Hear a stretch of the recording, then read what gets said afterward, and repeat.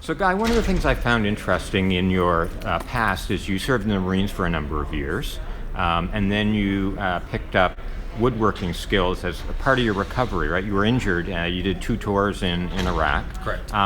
And you came out of a Marine background.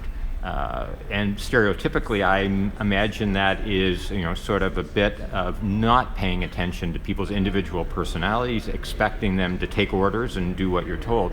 But in your presentation today, you were very much interested in giving employees a sense of empowerment, a sense of engagement, allowing them to express themselves, being accountable.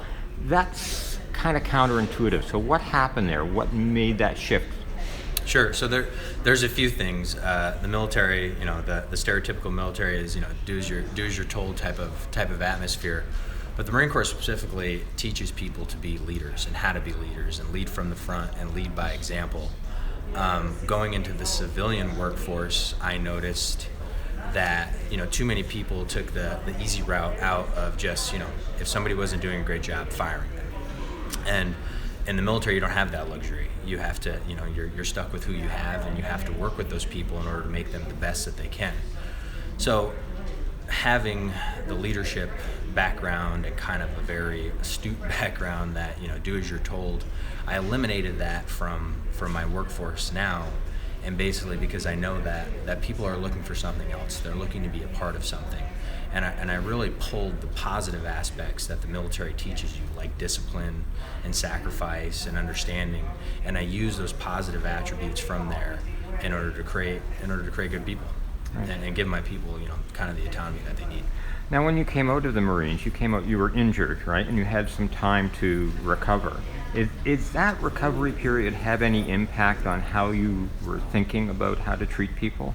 Sure. I mean, I was an infantry machine gunner when I was in, so physical fitness and being on top of your game is exactly what you have to be, and getting injured and not being able to do that is something that definitely impacts you pretty greatly.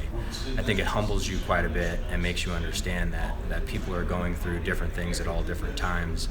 It kind of brings the human side back to people, so you're not thinking of them as just another part of the process. And what do you think the greatest thing that you did in terms of giving your employees that sense of empowerment, that sense of engagement, and that sense of accountability? So the greatest thing I did was relinquish some control, and being a person that's either high up in a company or a very motivated, active type of person, you kind of grasp onto all that control that you can.